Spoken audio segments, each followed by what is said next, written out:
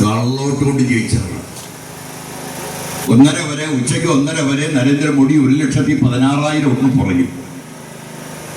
1:35 ആകുമ്പോൾ 3 ലക്ഷത്തിന് മുമ്പിൽ. അതെങ്ങനെയാണ്? ശബ്ദത്തിനേക്കാൾ വേഗതയിൽ വോട്ട് വരുമോ?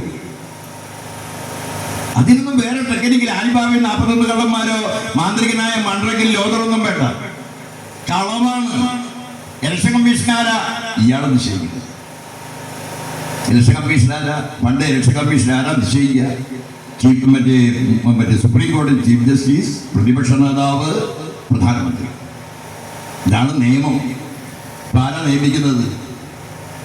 ആരായി? ട്രസ്റ്റിന്റെ ആള്. ഞാനും അമ്മാവനും സുഭദ്രയും, ഞങ്ങൾ 3 പേരുടങ്ങുന്ന ട്രസ്റ്റ്. അത് ഞാനും അമ്മാവനും സുഭദ്രയും പെങ്ങളും.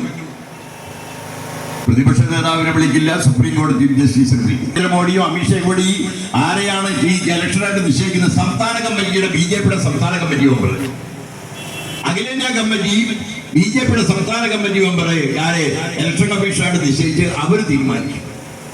അപ്പോൾ ഒരു ചോദ്യം യുക്തിസഹമായി വരും. എന്താ? അങ്ങനെയാണെങ്കിൽ എല്ലാ സംസ്ഥാനത്തും എന്താ ജയിക്കാത്തത്? അതുണ്ടല്ലോ. നമ്മളൊരു കാര്യം പറയുമ്പോൾ ഇനി എന്ത് പറഞ്ഞാലും അതിനൊരു ന്യായം വേണ്ട, ലോജിക്ക് വേണ്ട. അത് ബോധപൂർവം ജയിക്കാത്തതാണ്. അത് വേണ്ടാതെ തീരുമാനിച്ചിട്ട് ജയിക്കാത്തതാണ്. എന്തിനാ വേണ്ടാതെ വെക്കുന്നത്? എല്ലാ സംസ്ഥാനത്തും ജയിച്ചാൽ ജനങ്ങൾക്ക് സംശയമുണ്ടാകാം.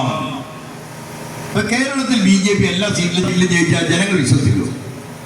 അപ്പൊ എന്ത് ചെയ്യും?